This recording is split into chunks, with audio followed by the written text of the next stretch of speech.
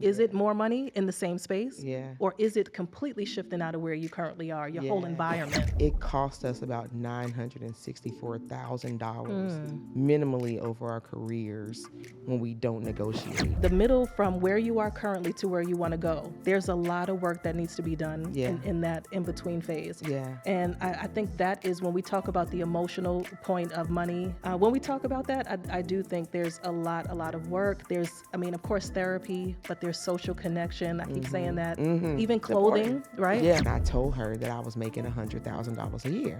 And we were just having like a conversation, and I was like, yeah, no, I'm underpaid, making $100,000. We don't need to talk to him about that. But, it's kind of probably building frustration. I think the conversation, I was very nonchalant. Yeah. And she was very like, oh, hell no, what? And was like, we were in the same role, and she said, I started off at 160,000. Yeah, I desire more. Yeah. I do the same amount of work, oftentimes more. And what does that equate to financially or, numbers wise? Most times we are forced into the exit strategy, following the being lowballed and all the emotional turmoil that comes from that. The exit strategy is the starting point. Yep. Welcome back to the 5-Minute Career Hack podcast. Super excited to have another phenomenal guest with us this week. I'm not going to bore you with the long introduction, but I got some impactful statements to describe the queen that I have on the platform with me today.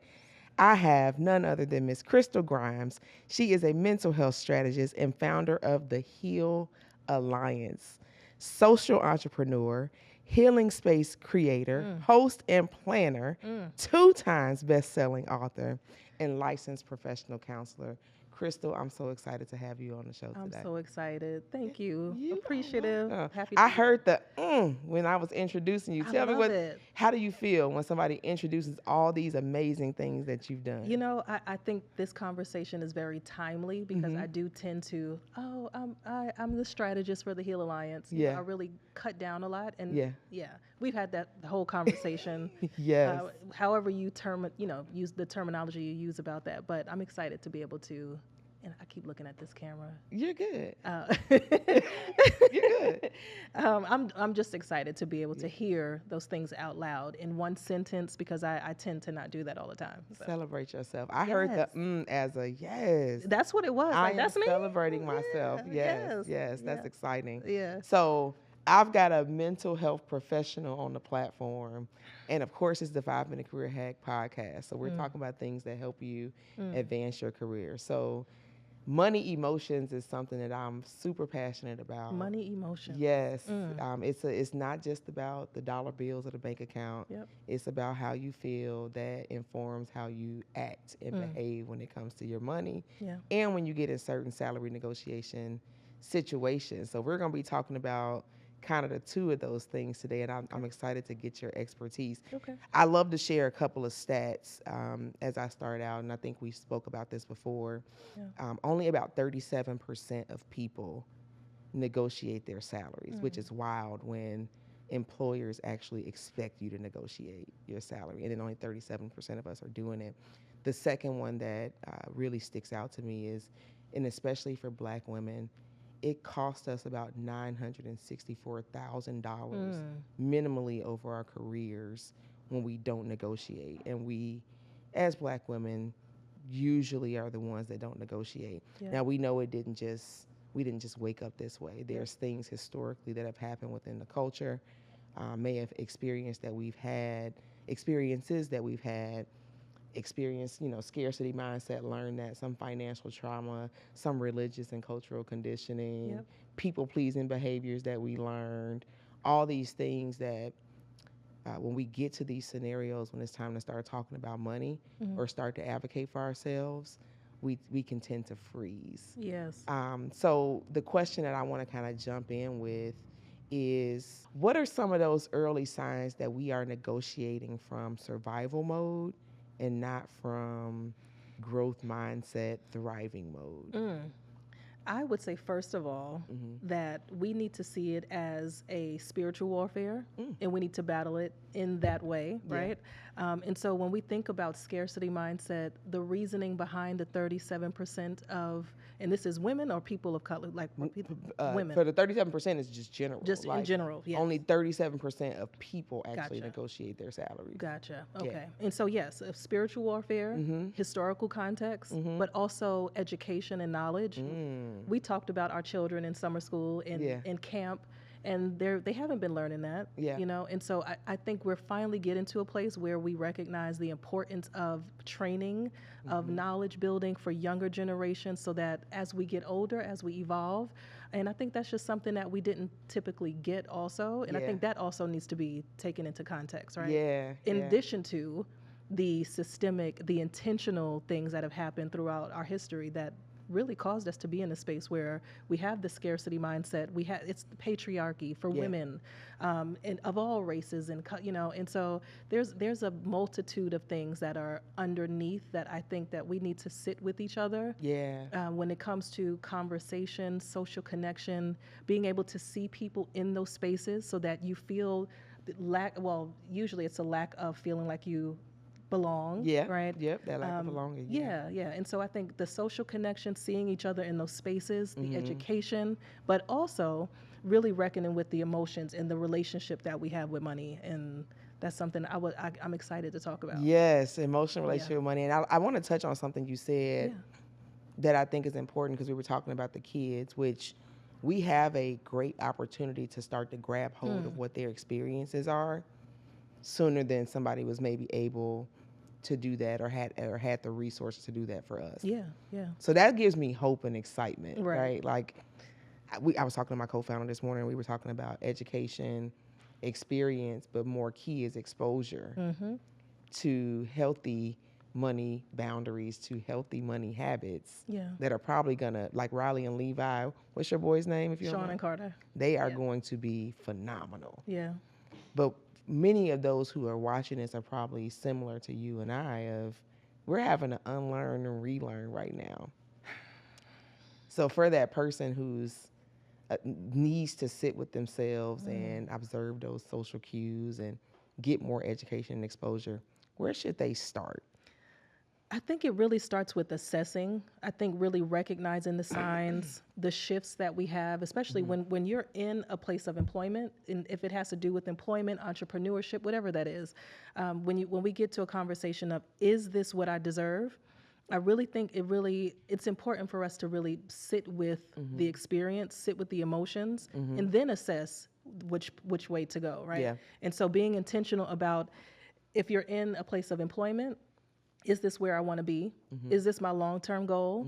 Is this serving really what I wanted to serve when it comes to my future, my family, whatever that is, right? And I think all of that is important because a lot of times when people go into work or they work, say you're working at Walmart, right? Yeah. What is the long-term goal? And when it comes to a salary negotiation or whatever, they may get to a place where, you know what, I'm not going to be here much longer anyway. Right. And so I do think that we need to recognize where we are. Is this truly where we want to be?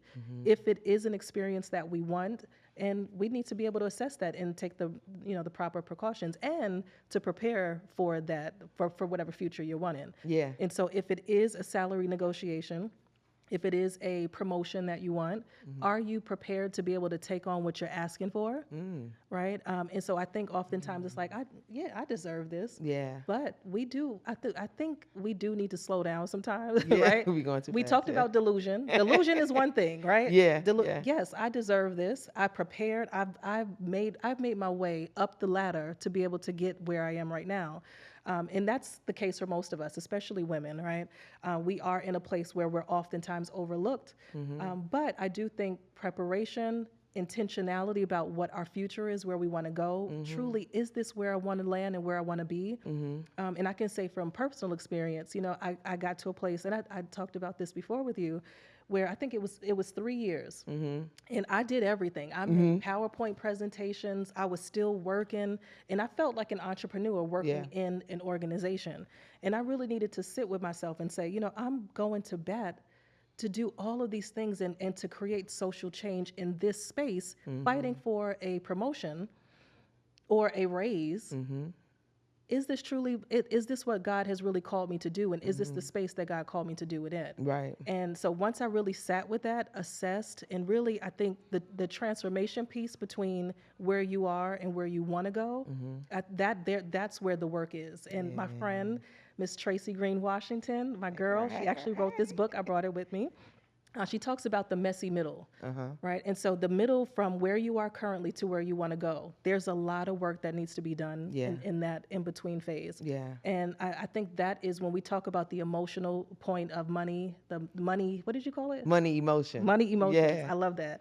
When we talk about that, I do think there's a lot of work. There's, I mean, of course, therapy, but there's social connection. I keep saying that. Even clothing, right? Yeah. We talk about us sitting here on this podcast, making sure, make sure you don't see my feet, you know, right? Am I sitting up straight? Right. Yeah. Right. And I mean, yeah, we play about it, but Yeah. honestly, that has a lot to do with it. Are you prepared? Are Yeah. you situated? Are you in the space mentally, physically, emotionally, spiritually? Yeah.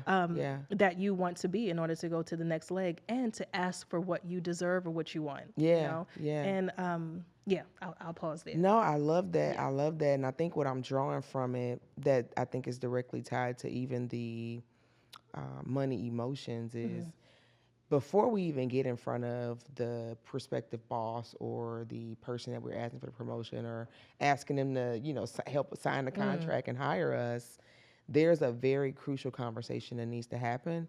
And that is the one that you have with yourself. Yeah. So that's what I'm hearing you say Yes. is like, sit with yourself. What do I deserve? And is this the actual number? Is this the actual thing?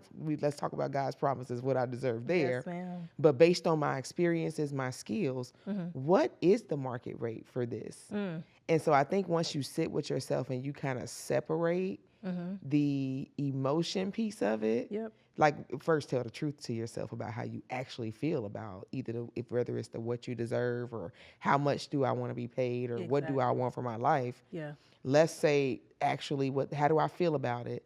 And then now that I've reckoned with that and I've told myself the truth, now practically what does that look like? What is the number? Yeah. So I think it's just important to have those honest conversations with yourself first.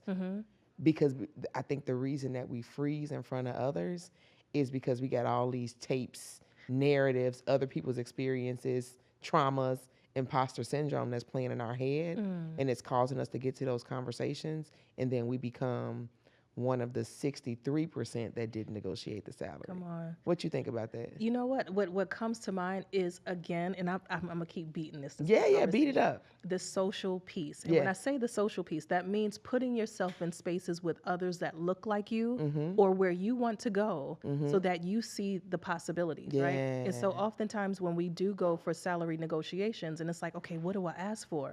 Yeah, we can go on Indeed, we can do the searches and all of those things. But when you actually sit with someone who's doing what you want to do or going where you desire to go and really ask those questions, I think that face-to-face, that it, just really direct person-to-person relationship building, it can tell you a lot and it can actually prepare you a lot for where you want to go. And I think what really has stopped a lot of us from asking salary negotiations, going where we want to go, building the organization that we wanted to build, it is that lack of representation, and this is actually possible. So step one is and I don't know if I want to say step one, but first thing to think about is what's actually happening here. How do I feel? What was the experience that's causing me to fight, flight, freeze, whatever that is? I love this second one of what we talked about, what kids are exposed to, but what are we exposing ourselves to even during this part of the healing journey?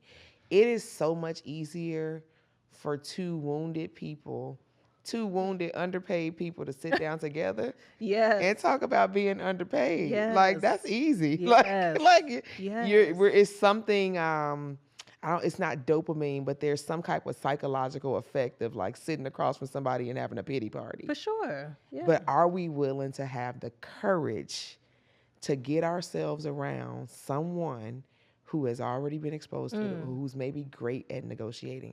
And the things that I'm working on right now around get off the clearance rack and, just the whole undervalued experience. Yes. Thank you. the defining moment that probably got me here to this place, and I talk about it in the book, was my best friend's sister, business partner, Jamila. I was on a random call with her. We were just talking in the morning. Sometimes we were in the same role. And I told her that I was making $100,000 a year. And we were just having like a conversation. And I was like, yeah, I know I'm underpaid making $100,000. I'm going to need to talk to him about that. But, it's kind of probably building frustration. I think the conversation, I was very nonchalant. Yeah. And she was very like, oh, hell no, what? And was like, we were in the same role. And she said, I started off at 160,000. Right? But if I was comfortable enough with her to tell her that, right? So Which she is a created huge a first space. Step. Yes. So what are we going to do to create a space? Yes. 2, she was bold enough to say, But if she hadn't, I would have been, that would have cost me, that's where the 900, almost $1 million deficit comes in, because we're not exposing ourselves or putting ourselves around people. And then on the other end of it, now I have a responsibility to mentor others in that space, because she had that casual, can you imagine? Very explosive conversation with me that day. Trust. Yeah. Connection. Social That's connection. what I said. It makes perfect sense. You're right. It is socially. We can't learn it just by reading and watching YouTube videos. Right. Me and you got to talk about this stuff, right?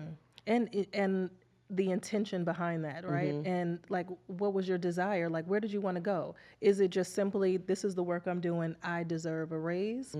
Or is it, I actually have desires to go to another step or another level? And also you said something about, sitting with others that are kind of in a similar space and not necessarily where they want to be. Yeah. I think the victim mentality also is something that Definitely we need to get over, right? So not necessarily seeing it from a deficit, but I think seeing yourself in a different light also attracts different energy also. And that's what I said about the spiritual warfare piece. Think about the years, centuries of work that was done in order to be able to set many people back behind, right? And it's still, the systems are still in place and working the way that they were intended to work. Absolutely. But we're just getting to a place where it's, you know what, wait, we're waking up. Yeah. No. Yeah, I desire more. Yeah. I do the same amount of work, oftentimes more. And what does that equate to financially or, numbers wise? That's the biggest piece. Yes. The mathematics behind it. Yes. Yeah. Absolutely. So what was the moment for you, that defining moment where you were like, you know what, I need to do something differently? Or I know you talked about asking yourself, do you deserve more? But what was that gut punch, $60,000 gap moment? And let me add a little sauce to that too. That when I realized that I was making $100,000, the original role was $85K. The second defining moment, I don't know, this might fuel you to think of that time. I found out that the person that I came behind was actually making $185,000, right? So I just want to let that cutting all over the place. So now it's like, oh, Jesus. Wow. So I actually, my story is a little different than that, is because, again, that self-awareness piece. I have always known I was not necessarily meant to be in a traditional workspace. And so my battle was a little different, to where I've just had all of these just downloads of like, this is where you need to be going. This is what you need to be doing. This innovation, this creativity, all of these things. And I kept trying to do it in these organizations. And so for me, sadly, the knowledge piece, the financial piece was not necessarily like this huge thing for me, right? As long as I can take care of my kids and do what I want and get out and not really have to be in the office. Yes, because you were exposed to the exactly. Like your father was like in the arts, right? And your mom and too, my mother, right? Yes. Yeah. So I grew up with entrepreneurs, and just my personality, like all of it. I struggled with that, and so for me, and that's why I said the self-assessment and the recognizing shifts and recognizing your emotions with it was, for me, success is freedom. It wasn't necessarily what the money that it was tied to, and so I'm writing that down. I just gotta let you know, I got to write success is freedom. Love it. It has been, and so my complete career goal has always been, how do I free myself up more to be with my children, and also just to be in my own energy with myself. My journey went from, okay, I've been in this position for 3 years, and if I tell you what I was making there, horrible, right? Especially hearing what Most the times other, it is. Yeah. horrible. And so it actually took me to create and to step away and to finally get to what my version of success was, to say, I don't want to be checking in. I want to be able to do the work that I know is necessary for social change, Yeah. but do it in a space and in a way that actually my other goal was to be able to employ others. And so it wasn't a number of what I'm going to make. It was time, freedom with my children, with myself, also to be able to provide opportunities for other people. That was what success was for me. And I've been able to achieve that. And at the same time, when it came to negotiations and funding for my organization, to be able to make 2 times what I was making before and didn't even that wasn't a goal of mine, right? Yeah. So I think we all come at these negotiations or recognition about what we make, what do we want to make, or what does success mean to us. We come at that from so many different places. And that's why I go back to the beginning of when I was saying really about intentionality, recognizing who we are, what your desires are. Is this where you want to be? If not, what is the shift that is necessary? Is it more money in the same space? Yeah. Or is it completely shifting out of where you currently are, your whole Yeah. environment? Absolutely. Right? Which sometimes may mean less money. Yeah. But if you're getting the free time that you actually wanted, so what is the What equation can for you you? attract with that time that you get back? 'Cause time is one of our most valuable commodities, Yes. right? And I was able to leave there, do consulting, and in my organization make more than what I was making. And that was because that was what was meant for me. That's what God placed on my heart, and I went after that as opposed to the other what we were taught to go after when it comes to the financial and all of those things that, I can say American society, but really just current, society of the money, is what success is, and that was never It's my more than vision of money. success. Money is important. It's very important. It does help you with influence, but it's not the only element of success. Yes, ma'am. There's different things that go, and I mean, how you feel about it as well is a big part of it. And I think it's, a lot of money, emotional management. Girl, I'm messing up your whole term. What is it? Money, emotion. Thank you. Listen, Right. and I'm sure I didn't make it up. It's easier to say if I'm being honest with you. Yeah. But the money emotion piece, I think, has a lot to do with. It's so many different layers of it, but the biggest piece is self-awareness. What do you want? What do you desire? And is your current or future state, is that aligned with who you are? And I think that has a lot to do with the mental piece, because our conversation is really focused on the mental health side of it. And I think the freedom aspect, at least personally, and that may be true for others also. Yes. No, I love that. I love that. You dropped so many gems. I had to take a few notes. Yeah. Success is freedom. And what I thought about when you said that is because that's what success means to you. Yeah. I'm picking. I got a whole freedom shirt at 5 Minute Career Hack, so I agree. Yes. And I love that you've taken the time to define what success looks like for you. And I think that's maybe what we don't do. We're carrying along all these ideas and what was instilled in us by, my grandmother. And like, I was going to go get this master's degree and doctor's degree because I told her I would, and that's what she wanted. I'm a very highly intellectual person. One of the smartest people I know. But I don't like going to school, so I'm not going. Like, I'm not going back. Right. I can teach myself, and I'm not going to say I'm never going back. It's just, but that's just not what I desire. Yeah. And when it hit me was actually when she passed away, and they were going through her things, and I was finding all of my transcripts for school, and it mattered to her, and I'm glad that I was able to make her proud with the grades and all that way. But it also was kind of a release for me of, I've been carrying your dreams alone of me being a long-term scholar. I'm going to always be smart and be this way, but my picture of success doesn't look like me going and getting a bunch of degrees. My picture of success looks like freedom, right? Freedom to have choices and do many different other things in my life than just be a career student. like I promised you I would. I love that. And that's another aspect of Yeah. of the conversation, because I'm not going to butcher your terminology No. again. I don't know why that just is not sticking. But recognizing what's the motivation behind what we're doing, and the motivation behind what we're seeking also. Yeah. Exactly what you just said, So if it is, she's making this, that's what I desire. I don't know. I feel like there's so many nuances behind the financial piece of it. Yeah, yeah. But also where you are. Again, do you desire to be here? Is this your desire or somebody else's somebody desire? else's. Yep. Right. Yep. Excuse me.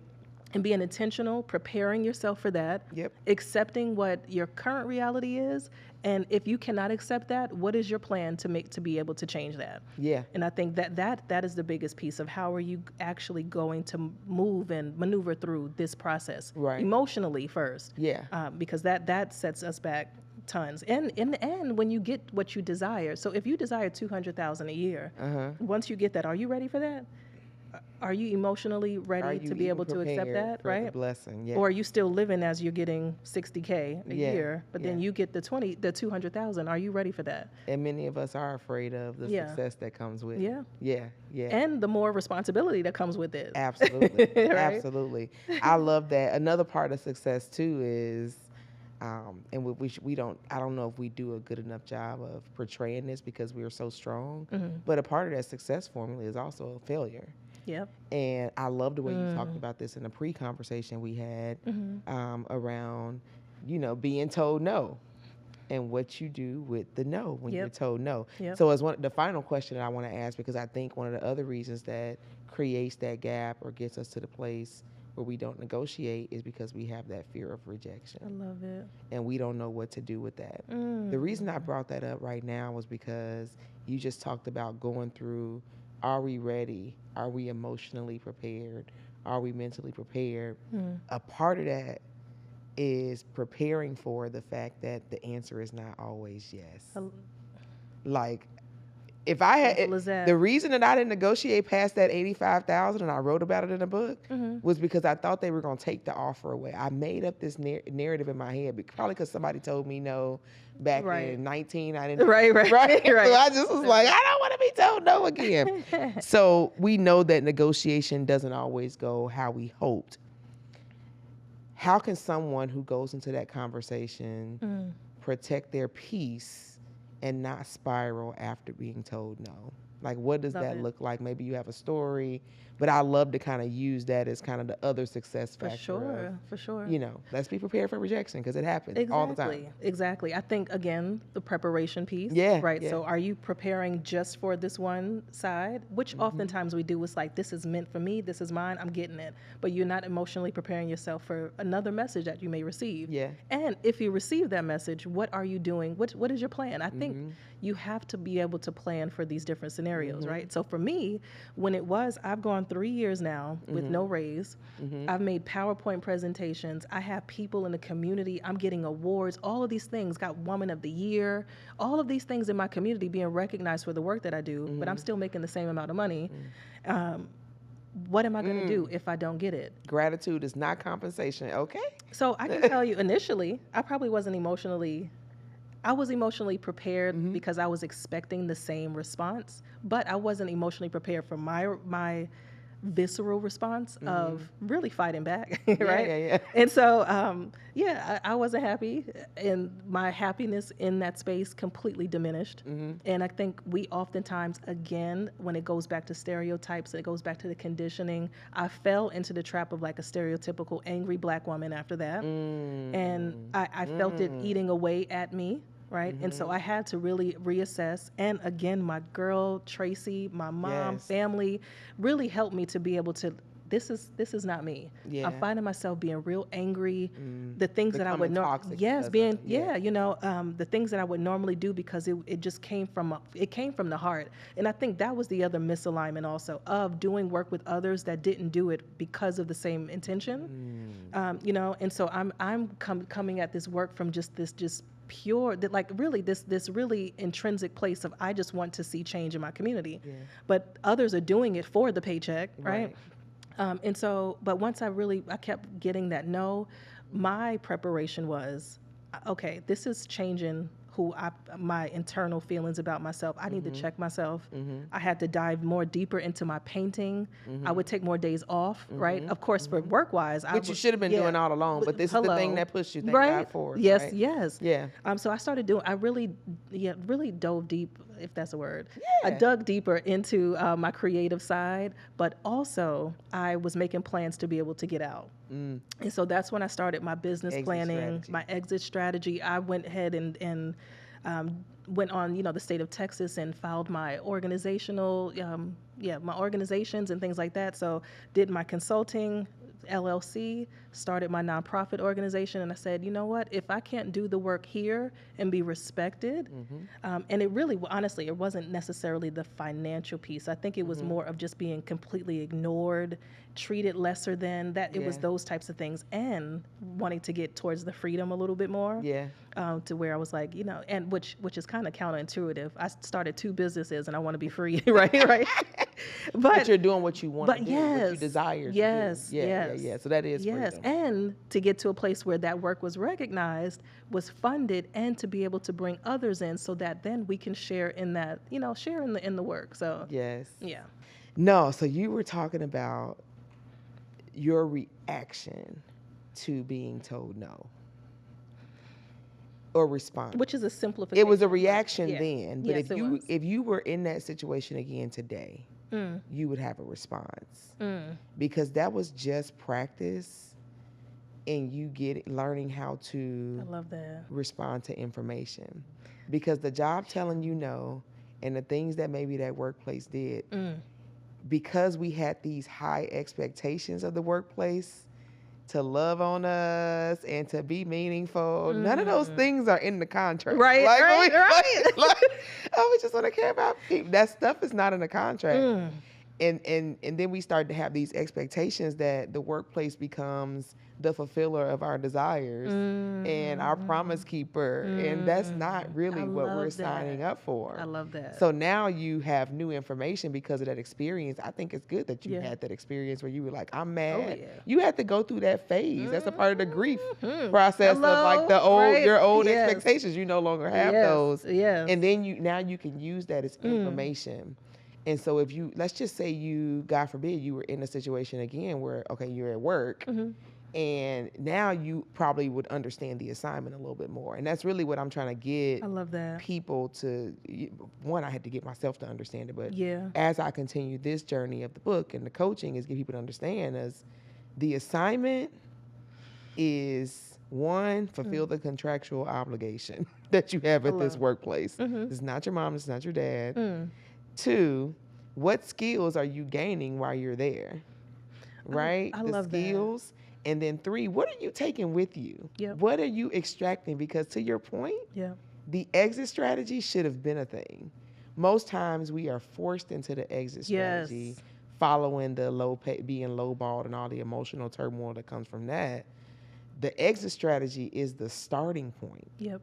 And when you have that mindset going into, now you can apply that in your business. When you have that mindset going into these new situations, or for those of you who are watching, who are in the situation right now, the no, you've already got your exit in mind. So when that no comes, or when that emotional thing happens, or you get disappointed at work, or they didn't mother you, you already know the end in mind is, this was what I was thinking about, my strategy anyway, of me getting to what success looks like to me and to what my desires are. Yep. Yes. I love that. And I think that's why I love how it's repeating itself. You have to recognize the shifts, recognize the signs, your emotions in the space, right? Are you fulfilled? Yeah. This is what you desire. If it's not something that's happening for you, like, sit with that, you know? And you have to. That determines a lot. But also, I want to normalize that this is life experience also.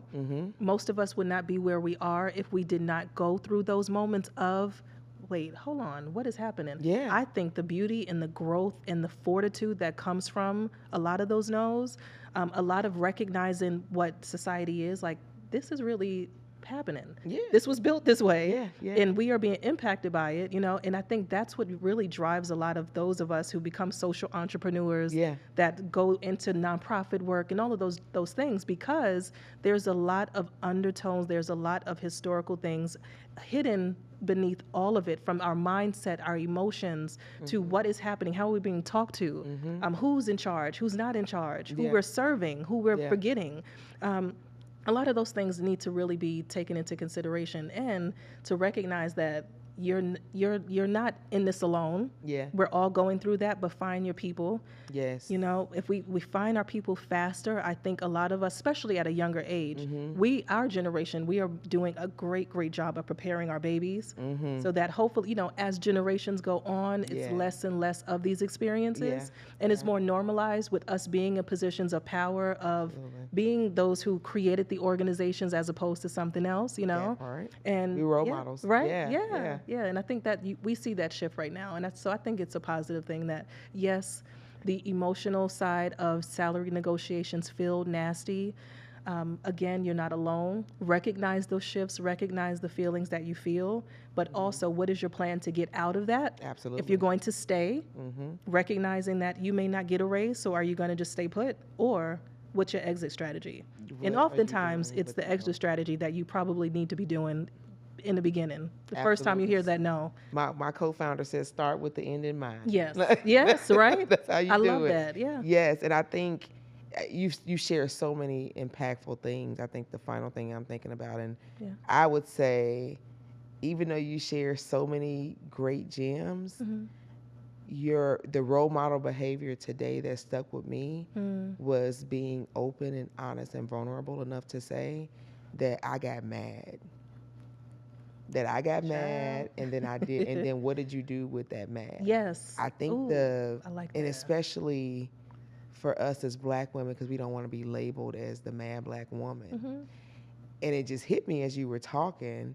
It's okay that I got upset, and I'm not saying that I would go and be toxic again, but girl, let me tell you, Yeah. if you had caught me back in 2020, I was doing some interesting stuff Same. in response to Yeah. being upset. Yeah. But it just hit me as you were talking, and why this conversation was so important, and probably one of the most impactful things you displayed was my mad moment was for the next person. Yep.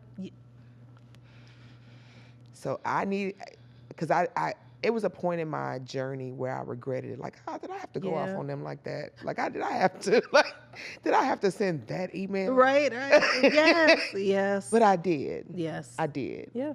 I did that, and I said it during the time was I'm doing this for all of those who come after me. Like, somebody's got to do it. I was willing to be the revolutionary. Yes, ma'am. But it hit me even deeper as you said it, because one, we don't talk about this enough, that we had to get mad. Yeah. And so when that person they get mad or they start to have that feeling, they think something's wrong with them, and then they suppress it and they go stay underpaid. Yeah.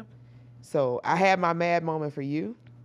When you get mad, now you have tools, and now you have tools. How do we feel about it? And then what are the facts? I love that. And let's align our expectations with what that fact versus feeling is. Yeah. So thank you for sharing that. I had an Appreciate epiphany that. moment in this conversation, I love just that. from you being vulnerable and sharing that moment. And I would say I love what you just said, because that makes me think about my organization, Heal Alliance, and us really moving towards shifting conversations towards healing. Yes. Right? You know, because of what we've gone through, I do think we are positioned now to be able to move conversations towards healing because of, it's generations and generations. We keep going through these phases.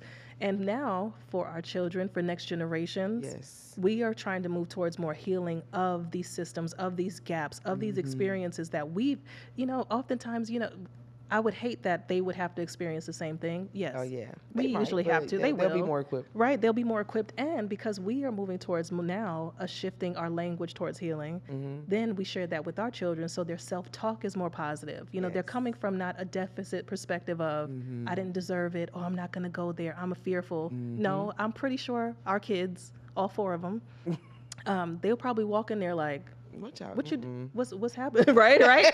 Before, but us, we're like, I'm not gonna say anything. Yeah. No. Yeah, and it was that way on purpose. It was designed that way on purpose for us to experience the things, and now it's us having this conversation is paying it forward, being open. Yes, it's gonna help free, whether it's the executive woman who is trying to figure out what she deserves or desires, or it's the young person who's watching us have this conversation that knows that it's okay to define success for myself. I appreciate you. I thank you so much. This has been such a beautiful conversation, lots of practical tips.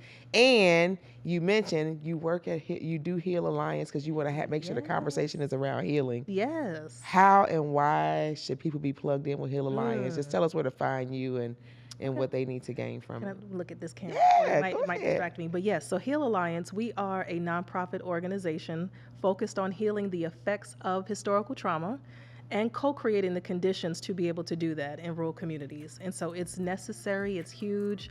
Our website, it's healhistory.org, again, going towards that historical moment and being able to do the things that co-creating the systems and the necessary conditions. So social connection, we do policy shifts, like all of those different things that we're doing. We do breaking bread together, dinners, things that seem really small, but it makes a huge, huge impact in rural communities.